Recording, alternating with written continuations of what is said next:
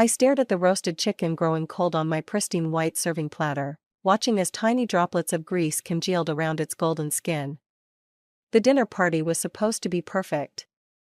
Instead, it became the moment I realized my husband had been slowly killing who I was, one small cut at a time. Anna here thinks she's quite the chef now that she's left her career to focus on more domestic pursuits, Ryan announced to his boss, Lucas, with that trademark smile that used to make my heart flutter. Now it just made my stomach turn. I gripped my wine glass tighter, feeling the stem might snap under the pressure. The red wine trembled slightly, matching the tremor in my hands.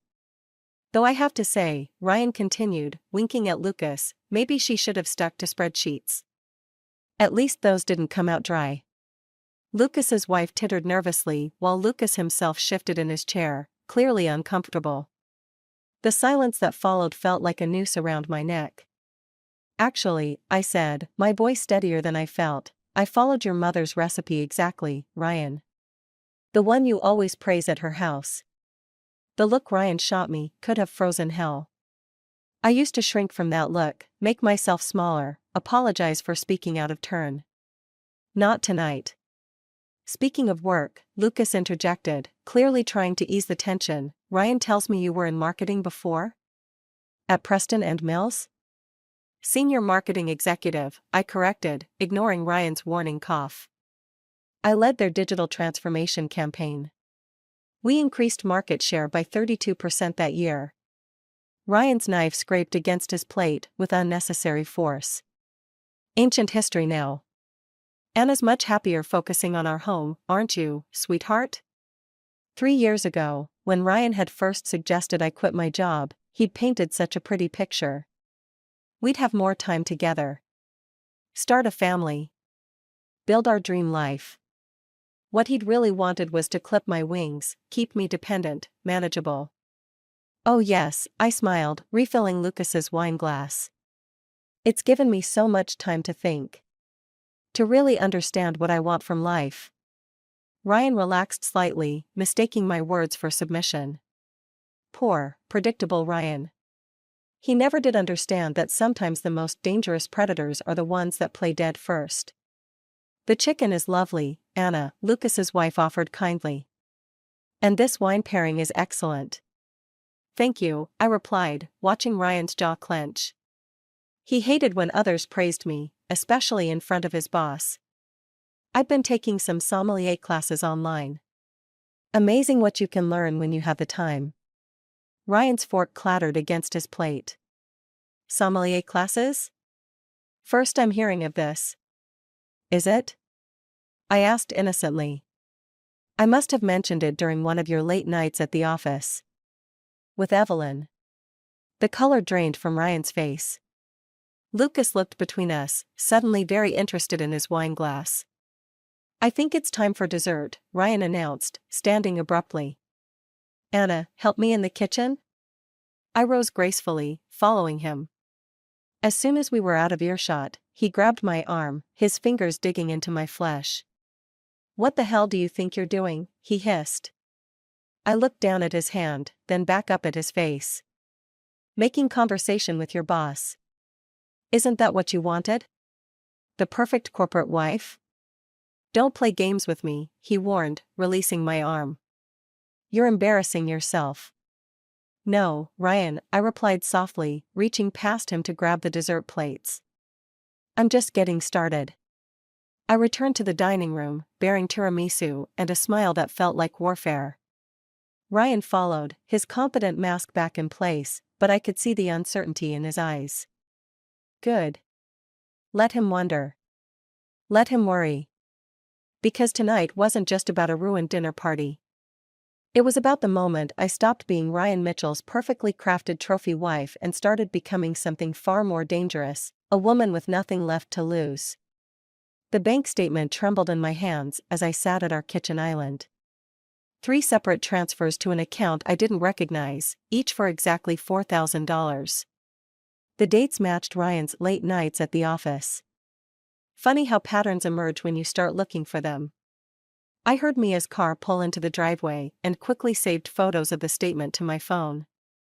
My hands were steady now, precise. Like a surgeon preparing for an operation. "You look like hell," Mia announced, dropping her designer bag on the counter. She studied my face.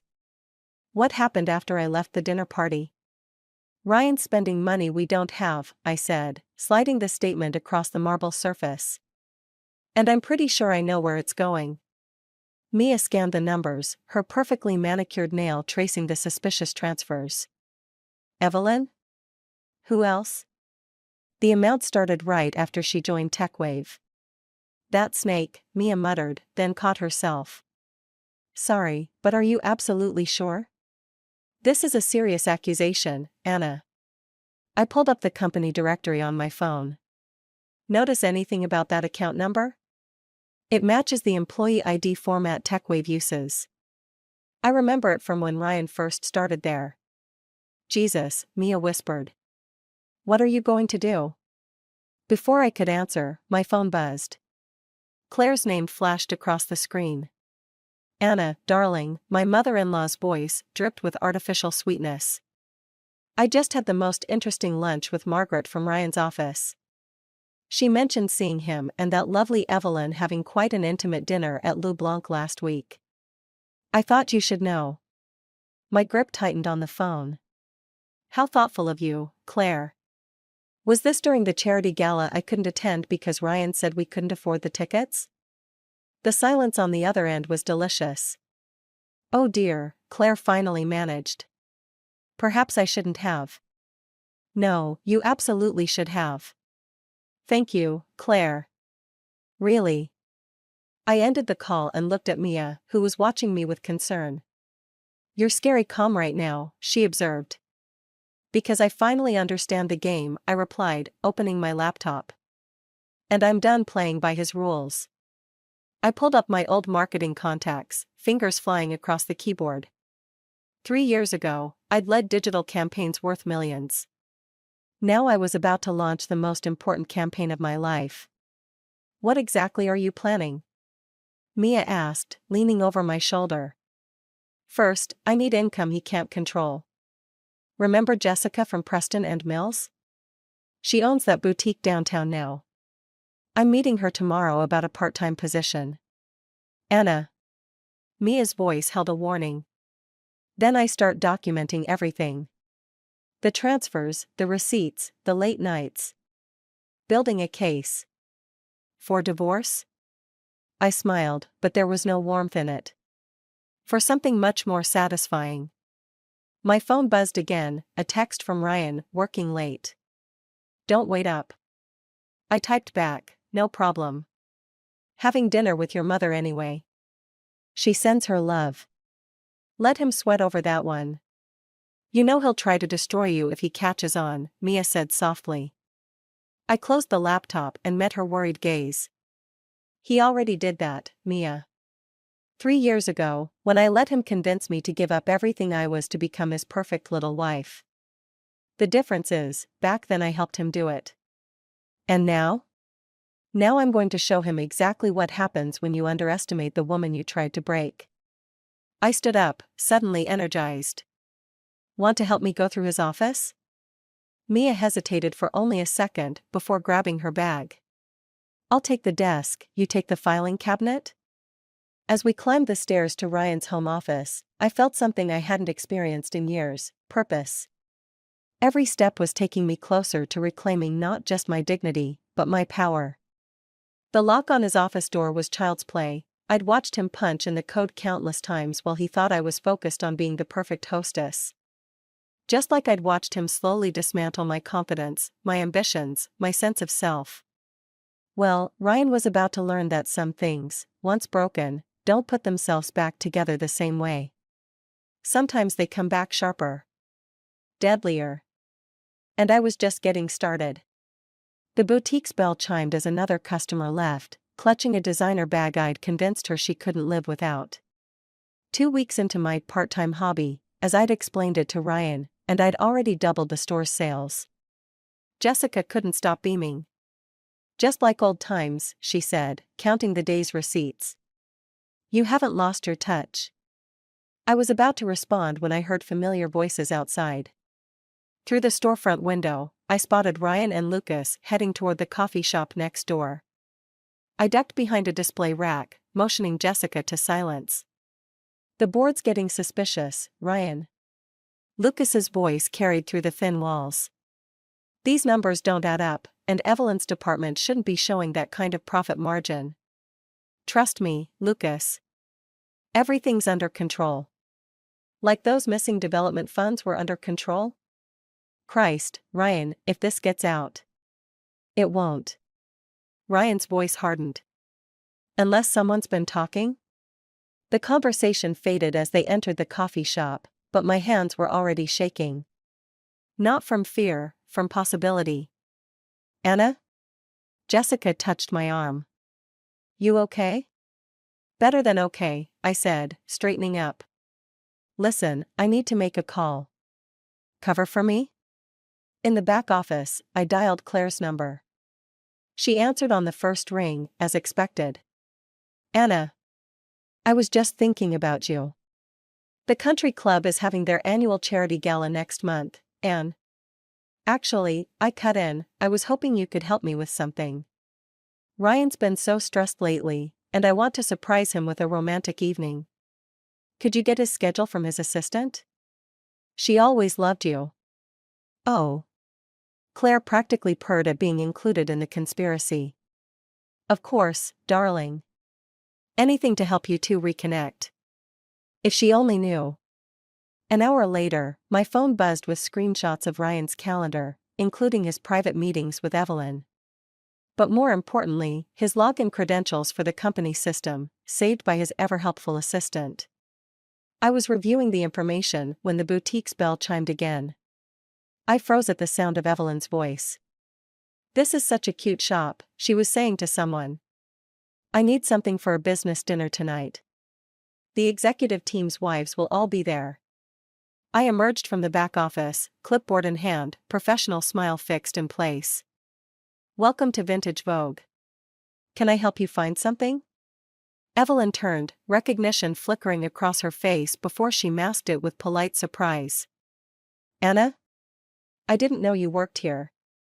"Just keeping busy," I replied, noting how she shifted her designer purse, the same model I'd seen charged to our joint account last month. "Business dinner, you said? How interesting." Ryan didn't mention anything about it.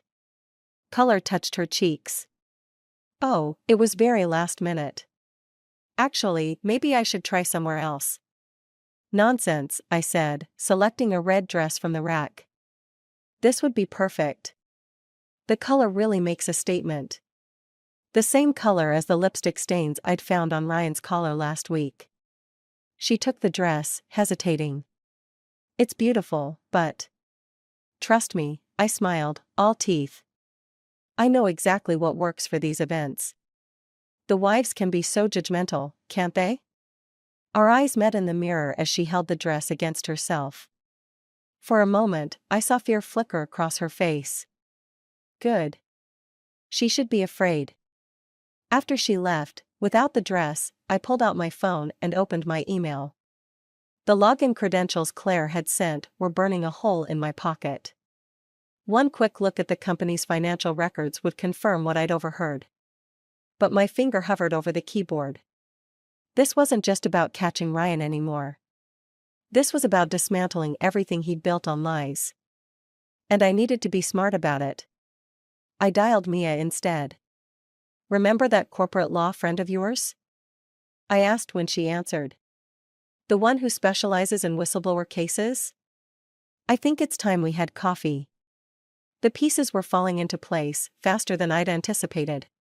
Ryan thought he was playing chess, carefully positioning his pieces, protecting his king. But he'd forgotten something crucial. In chess, the queen is the most powerful piece on the board. And I was done being a pawn. The USB drive felt heavy in my palm as I sat across from Sarah Chen, Mia's corporate lawyer friend, in her downtown office. Through the wall-to-wall windows, I could see TechWave's building looming in the distance, a glass monument to my husband's lies. "These financial records," Sarah said, scrolling through her laptop, "they're definitely irregular. But proving Ryan's involvement will be tricky." He's covered his tracks well. I pulled out my phone, played the recording from the coffee shop. Lucas's voice filled the room. These numbers don't add up, and Evelyn's department shouldn't be showing that kind of profit margin. Sarah's eyebrows shot up. That's better. But we still need. My phone buzzed. Claire's name flashed on the screen. Anna, darling, she burst out before I could speak. The most wonderful news. Ryan's planning to announce his promotion at the charity gala next month. Lucas told me himself. My blood ran cold. Promotion? To Chief Financial Officer. Can you believe it? Though I suppose with poor Marcus's heart attack. The rest of her words faded into white noise. Marcus Thompson. TechWave's current CFO. The only person who could have spotted the financial irregularities. Claire, I interrupted, when did Marcus have his heart attack? Just yesterday. Such terrible timing, right before the audit he was planning. Ryan says he'll handle everything now, of course. I ended the call, my hands shaking. We need to move faster, I told Sarah. Ryan's about to destroy evidence. Sarah leaned forward. Anna, slow down. If we rush this. He gave his CFO a heart attack. You can't prove that. Yet. I stood up, gathering my things. But I know someone who can help. An hour later, I was back at the boutique, watching Evelyn try on dresses for the charity gala. She'd been coming in regularly, perhaps hoping to run into me, perhaps seeking absolution. The blue one, I suggested, noting how she startled at my voice. It matches your eyes. Though I hope you didn't charge it to the same account as the last 3 dresses. She froze, half-zipped. I don't know what you mean. $4,000. 3 times. To your employee account. I stepped closer, adjusting her zipper with deliberate care. The same account that received a substantial bonus right before Marcus Thompson's unfortunate accident. Her face went ash-white. How did you? I was a marketing executive, Evelyn. Numbers tell stories. And yours is particularly interesting. I smoothed the fabric across her shoulders, our eyes meeting in the mirror. Especially the part where Ryan convinced you to help him hide the missing development funds. He said it was temporary, she whispered. Just until the audit. And now there won't be an audit. Convenient, isn't it? She turned to face me, tears threatening. I never meant. I didn't know about Marcus. But you suspected. I handed her a tissue. Help me stop him, Evelyn. Before someone else gets hurt. He'll destroy me. No, I said softly. He'll try. But I won't let him. Neither will Sarah Chen from Morrison and Associates. I placed her card on the dressing room bench. Your choice. That evening, I prepared dinner as usual, listening to Ryan boast about his upcoming promotion. Each word was a knife in my gut, knowing what he'd done to achieve it. We should celebrate, I suggested, pouring his wine. Maybe invite Lucas and his wife over? Actually, Ryan paused, studying my face. I was thinking just the 2 of us. We've been distant lately. Maybe it's time to focus on us again. I met his gaze, saw the calculation behind his charm. He was worried, trying to secure his home base before making his final move at work. That sounds perfect, I lied, raising my glass. To new beginnings. He smiled, relief evident in his shoulders. Poor Ryan. He still thought he was the one in control. My phone vibrated silently in my pocket, a text from Sarah, Evelyn's in. Meeting tomorrow, 9 a.m. I took another sip of wine, hiding my smile. The pieces were falling into place, and Ryan had no idea he was about to lose everything he'd built on other people's destruction. Starting with me. The anonymous email to TechWave's board took 3 minutes to write and 1 second to send. I sat in Sarah's office, watching the delivery confirmation appear on my screen, feeling nothing but a hollow certainty. Last chance to back out, Sarah said, but we both knew I wouldn't. My phone lit up. Ryan's face flashed on the screen. I let it ring. He'll know something's wrong, Sarah warned. He already does. I showed her the text from Evelyn that had arrived an hour ago. Ryan's asking questions about the financial records. He knows someone accessed them. The phone rang again. This time, Lucas's name appeared. I answered, putting it on speaker. Hello? Anna. Lucas's voice was tight. Is Ryan with you? He's not answering his phone, and we've got a situation here. What kind of situation? The board received some concerning information about the development funds and Marcus's audit. A pause. Anna, did you know anything about this? I caught Sarah's warning look. About what, exactly? Never mind. Just, if you see him, tell him to call me immediately. The line went dead. Within seconds, my phone exploded with notifications. Claire was calling. Mia was texting. Even Jessica from the boutique. Ryan was just here looking for you. He seemed angry. We should get you somewhere safe, Sarah started, but I was already standing. No. I need to be home when he arrives. It has to play out right. Anna. I've got the security system recording everything. The police on speed dial. And 3 years of rage keeping me steady. I drove home through streets that felt simultaneously familiar and foreign. The house looked exactly as I'd left it this morning, but everything had changed. Ryan's car wasn't in the driveway, but the front door was unlocked. I stepped inside, hearing movement upstairs in his office. Ryan? The shuffling stopped. Then footsteps, heavy and quick, descended the stairs. Where are the files? His face was flushed. I ask you. The ones you took from my office. I didn't take anything from your office. Technically true. I'd copied files, not taken them. Don't lie to me. He moved closer, that familiar mix of charm and menace radiating off him. You've been busy, haven't you? Working at the boutique, meeting with lawyers. Did you think I wouldn't find out? Like I found out about Evelyn? Or Marcus? He laughed, but it was brittle. You don't know what you're talking about. $4,000, 3 times. To keep her quiet about the missing development funds. Then Marcus starts asking questions, planning an audit, and suddenly has a heart attack. I met his gaze steadily. Convenient timing. You're being dramatic. But his eyes darted to the stairs, to his office. I would never. Hurt anyone? I touched my arm where he'd grabbed me that dinner party night, watching him flinch at the gesture. We both know that's not true. His phone buzzed. He glanced at it, face darkening. The board's calling an emergency meeting. Whatever you think you're doing, Anna, stop it now. You have no idea what you're risking. Actually, I do. I'm risking everything you built on lies. Your career. Your reputation. I smiled, feeling powerful for the first time in years. Your perfect little wife. He moved so fast I barely saw it, his hand reaching for my throat. But I was faster, stepping back, my own phone already recording. Try it, I whispered. Give me one more reason to destroy you. His hand dropped. For a moment, I saw real fear in his eyes. Then his phone buzzed again, and he backed away, straightening his tie.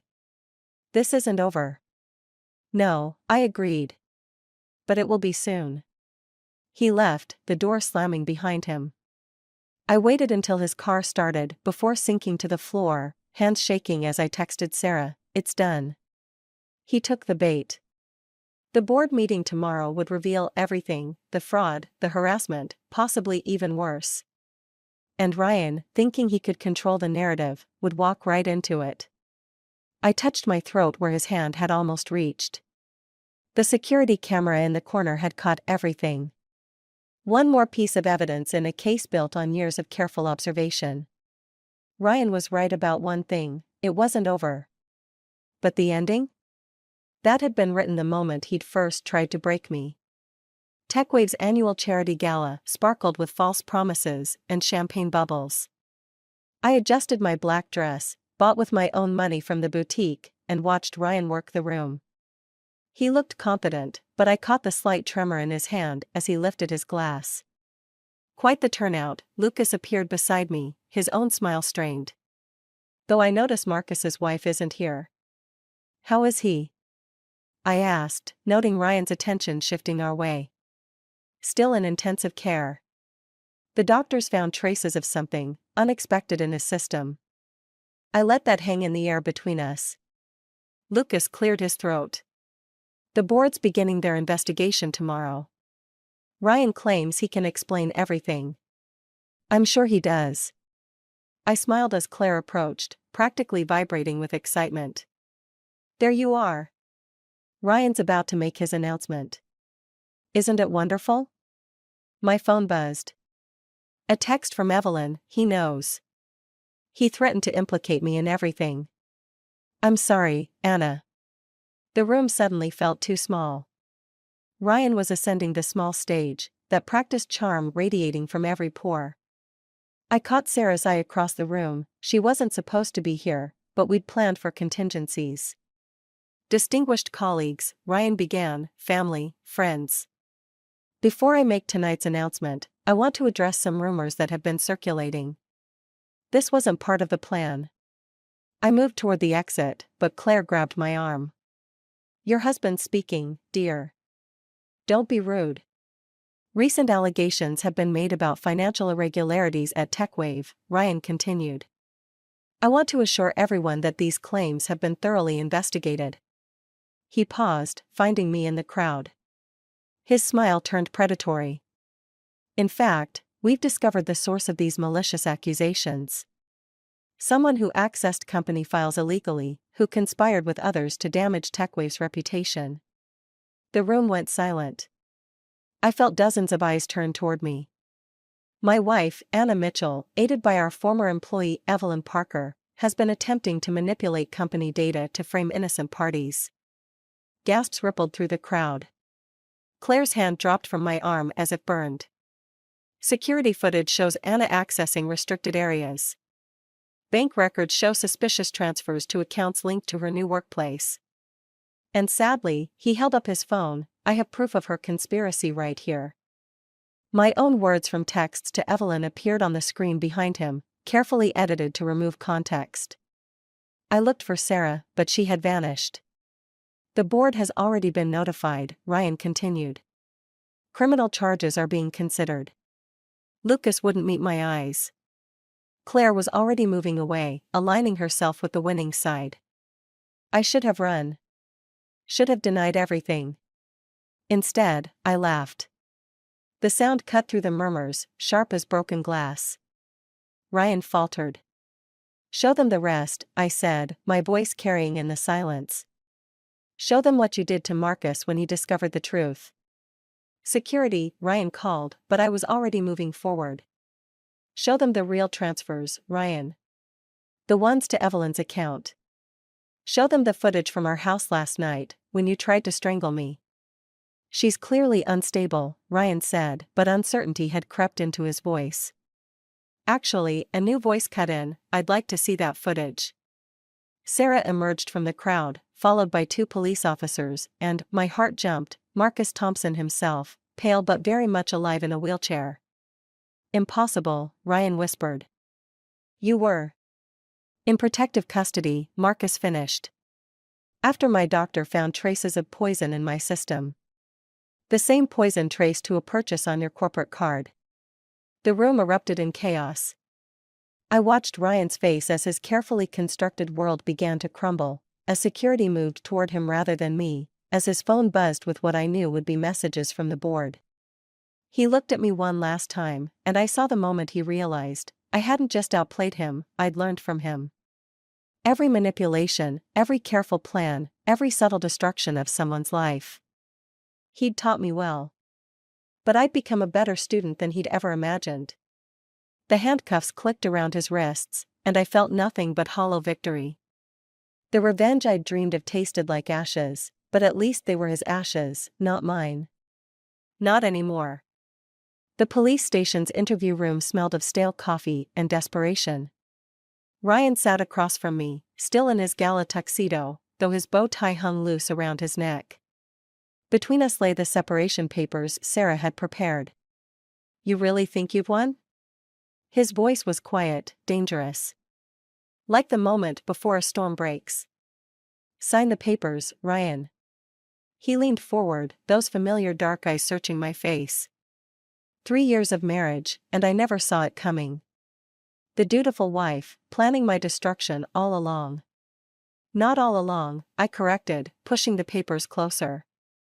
Just since you started destroying me. A knock interrupted us. Lucas entered, followed by Evelyn. Ryan's face contorted. You brought them into this? They brought themselves. I nodded to Evelyn, who placed a USB drive on the table. Show him. The laptop screen flickered to life. Security footage from Marcus's office played silently, Ryan slipping something into a coffee cup, Marcus collapsing hours later. I kept everything, Evelyn said softly. Every conversation, every transfer, every threat. Insurance, I told myself. But really, I was just a coward. Ryan's laugh was hollow. And now you're what? Growing a conscience? Now I'm choosing a different path, she replied, moving toward the door. Like Anna did. Lucas cleared his throat. The board's decision is final, Ryan. TechWave will be pressing charges. You can't. We already have. Lucas placed another document beside the separation papers. Your resignation, effective immediately. Ryan's hands curled into fists. I recognized the tension in his shoulders, the prelude to violence I'd learned to fear. Everything I did, he hissed, I did for us. For our future. No. I stood, feeling stronger with each word. You did it for yourself. The money, the power, the control, it was always about you. I was just another acquisition. Something to own, to shape, to break. I made you who you are. You tried to unmake me, I corrected. But here's the thing about breaking something, Ryan. Sometimes the pieces come back together sharper. He moved suddenly, lunging across the table. But this time I didn't flinch. The officers watching through the one-way glass burst in, restraining him as Lucas and Evelyn backed away. You think this is over? Ryan shouted as they pulled him back. You think you can just walk away? I picked up the separation papers, now scattered across the floor. One page had torn right through the signature line where his name should be. Actually, I said, I already have. Your signature is just a formality. Like I was to you. I gathered my things, leaving the torn papers on the table.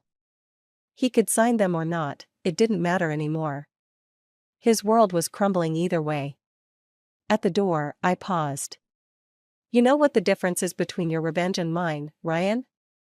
Yours was about power. Mine was about freedom. Anna, his voice cracked, suddenly vulnerable. The mask finally slipping. Please. We can start over. For a moment, I saw him as he'd been when we first met, charming, ambitious, seemingly perfect. But now I saw through the charm to the hollow core beneath. Goodbye, Ryan. Outside, Mia waited in her car. She didn't ask questions, just drove as I watched the police station shrink in the rearview mirror. You okay? She finally asked. I touched my throat where Ryan had tried to grab me at the gala, feeling only smooth skin. No bruises. No fear. No chains. I will be. My phone buzzed, a message from Sarah, separation papers filed. Criminal charges pending. You're free. Free. Such a simple word for such a complex feeling. I'd gotten my revenge, but somehow it felt less like victory and more like liberation. Like waking up from a long, dark dream into a morning full of possibilities. Take me to the boutique, I told Mia. I have a shift in an hour. She smiled, understanding. This wasn't an ending, it was a beginning. My beginning. Finally, gloriously mine. The last box from my old life sat on Jessica's desk at the boutique, filled with marketing proposals and campaign ideas. She studied them with growing excitement while I arranged a window display. These are brilliant, Anna. The digital integration, the brand positioning. She looked up. I'm not letting you stay part-time anymore. I need you running marketing for all 3 locations. Through the window, I watched Claire approach the store, hesitating at the entrance. Our first interaction since the gala. Since everything fell apart. Take your time, Jessica said, gathering the proposals. I'll be in the back. The bell chimed as Claire entered, clutching her designer purse like a shield. I brought this, she said, holding out a small envelope. It was in Ryan's study. I thought you should have it. Inside was a photograph from our wedding day. I was laughing at something, unaware of the camera. Ryan was watching me with what I'd once mistaken for love. He's accepting the plea deal, Claire continued. The board agreed not to press additional charges if he cooperates with the investigation. Is that why you're here? To plead his case one last time? She straightened, and for a moment I saw where Ryan got his pride. No. I'm here because I failed you. I saw what was happening and I chose to look away. It was easier to believe in the perfect life Ryan presented than to acknowledge the truth. It usually is. You could have destroyed him completely, she said quietly. The evidence you had, what he did to Marcus, you could have ensured he never recovered. I turned back to the window display, adjusting a silk scarf. That's what Ryan would have done. But I didn't want to become him. I just wanted to be free. And are you? Free? My reflection in the window caught my eye, shoulders straight, head high, no tension in my jaw. No fear. Getting there. Claire moved toward the door, then paused. The house, he signed it over to you. Part of the settlement. Sell it, I said. Give the money to Marcus's medical fund. I don't want anything from that life anymore. After she left, I found one last item at the bottom of the box, a handwritten note from Ryan from our first anniversary. To my perfect wife, it began. Thank you for becoming everything I needed you to be. I'd treasured those words once. Now they read like a confession. The bell chimed again. Mia entered, followed by Evelyn. An unlikely alliance forged in the wreckage of Ryan's manipulation. Ready for lunch? Mia asked. That new marketing firm is eager to meet you. Just need to finish this display. Evelyn touched a cashmere sweater, her fingers trembling slightly. The investigators called again. They need more testimony about the financial transfers. You don't have to do it alone, I told her. Sarah will be there. So will I. She nodded, something like hope flickering across her face. I placed the last item in the window, a delicate silver chain with a key pendant. Not quite broken, but transformed into something new.